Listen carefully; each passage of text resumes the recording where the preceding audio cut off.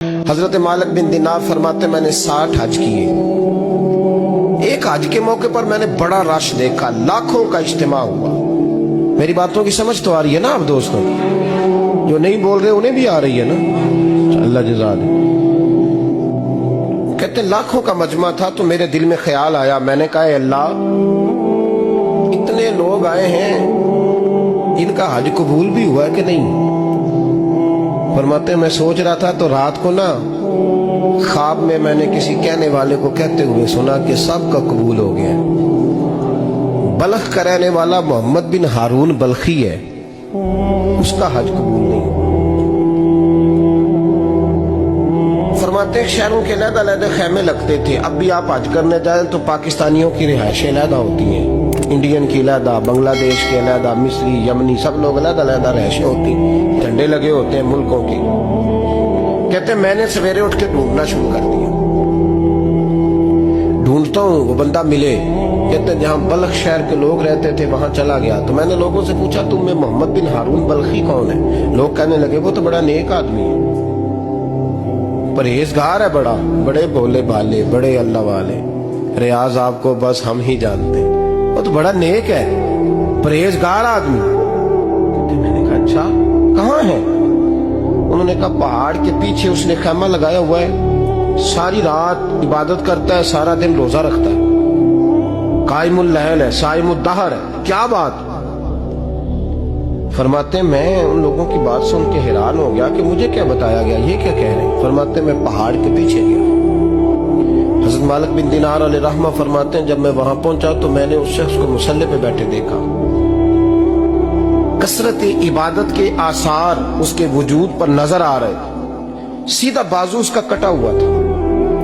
फरमाते 2 रक्ते मुकम्मल करके ना मैंने उससे अस्सलामु अलैकुम कहा तो मुझे कहने लगा वालेकुम अस्सलाम, आप मालिक बिन दिनार हैं? मैंने कहा बड़ी इसकी फिरासत है। फरमाते फिर उसने ठंडी सांस ली, कहने लगा आपको ख्वाब आई होगी कि मेरा हज कबूल नहीं हुआ। फरमाते मुझ पर और बिजली गिरी कि क्या कह रहा? मैंने कहा यार लोग भी तेरी तारीफ कर रहे हैं और तेरी बसीरत भी बड़ी है, तो ये माजरा क्या है? कहने लगा आप ना पूछें। ये कह के उसने रोना शुरू किया, देर तक रोता रहा। मैंने कहा नहीं यार तू बता। कहने लगा नहीं आप ना पूछे, आप नाराज हो गए। मैंने कहा मैं नहीं होता, तू बोलना। कहने लगा हुजूर 24 साल हो गए मुझे हज करते हुए, 24 साल, 24वां हज है मेरा, और हर साल कोई अल्लाह का वली आके बताता है कि जा चला जा तेरा कोई नहीं कबूल होगा। बेपरवाही वेख सज्जन दी जिथे किसे दी पेश न जावे, उन्हें ताजा वाले दर दर रोले ते मंगतियां तख्त बिठावे, आजम किसे नु कारा मिलदा ही कोई काबे ओ खाली आवे। कहते हैं उसने मुझे कहा हुजूर 24वां हज है, हर साल कोई बताता है। मैंने कहा तेरी गलती। कहने लगा मैं अपनी माँ का नाफरमान। मैंने कहा वाकया क्या हुआ? कहने लगा हजरत अल्लाह ने मुझे दौलत दी, माल दिया, जमीनें दी तो मैं अय्याश हो गया। इमाम मालिक बिन दिनार रहमतुल्लाह अलैह फरमाते हैं मुझसे कहने लगा पैसे आए तो मैं अय्याश हो गया। रमजान का महीना था, असर के बाद मेरी अम्मा इफ्तारी की तैयारी कर रही थी, मैं गया, मैंने कहा शराब पी हुई, अम्मा रोटी दे। तो अम्मा कहने लगी शर्म कर, शर्म कर, रोजा रखा नहीं तो जिन्होंने रखा है उनका तो ख्याल कर। कहते अम्मा की बात का मुझे गुस्सा लगा। मैं कहा करता हूं बदनसीब है वो बेटा जिसका बाप उससे बात करते हुए डरता है कि पता नहीं कहां से बोलेगा। बदनसीब नहीं वो बेटा जिसकी माँ उससे बात करते हुए सहम जाती है कि पता नहीं कौन सी बोली बोलेगा। बदनसीब नहीं कि माँ बाप भी जिससे खोल के बात ना कर सके। हजरत मालिक बिन दिनार से कहने लगा अम्मा ने जब कहा ना शर्म कर तो मुझे गुस्सा आया, मैंने माँ को थप्पड़ मारा और मेरी माँ जलते हुए तंदूर में गिरी। लोगों ने मुझे पकड़ के अंदर बंद कर दिया कमरे में।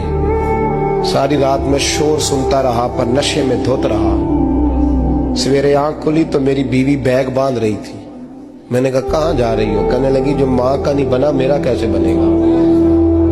तो मैंने कहा मेरी अम्मा का वो तो लोगों ने रात को ही दफन कर दी जनाजा पढ़ के। तड़प के कहने लगा मुझे क्यों नहीं बताया?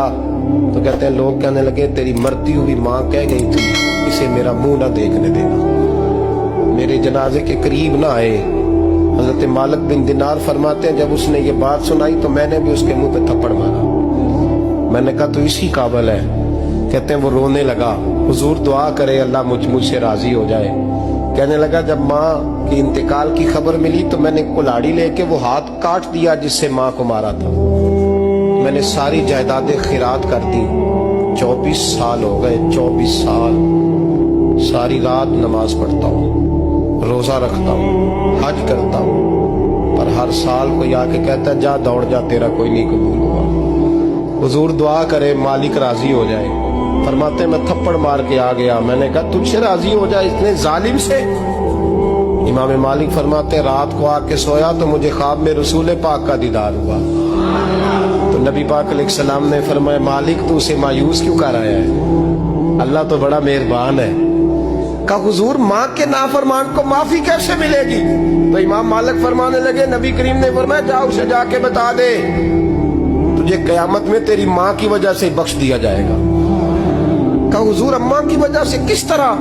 तो महबूब फरमाने लगे इसकी माँ कयामत में इसके खिलाफ मुकदमा दायर करेगी रब करीम की अदालत में। ए अल्लाह मैंने 9 माह पेट में रखा, दर्द सह के इसे जना, जिगर का खून पिला के पाला और इसी ने मुझे कत्ल किया। रब करीम इसकी माँ का मुकदमा सुन के कहेगा उठाओ इसको दोज़ख में फेंको, इसने माँ जलाई थी इसे भी जलाओ। महबूब फरमाने लगे जब पकड़ करके मालिक उसको मोहम्मद बिन हारून को लोग ले जाएंगे ना जहन्नम की तरफ,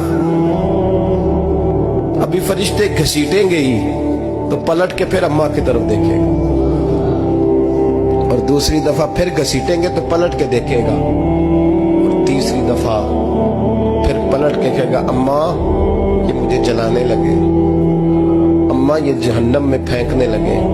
मेरे हबीब फरमाने लगे वो जल के मरने वाली माँ वहां भी बोल पड़ेगी, कहेगी या अल्लाह चल मैंने माफ किया तू भी माफ कर।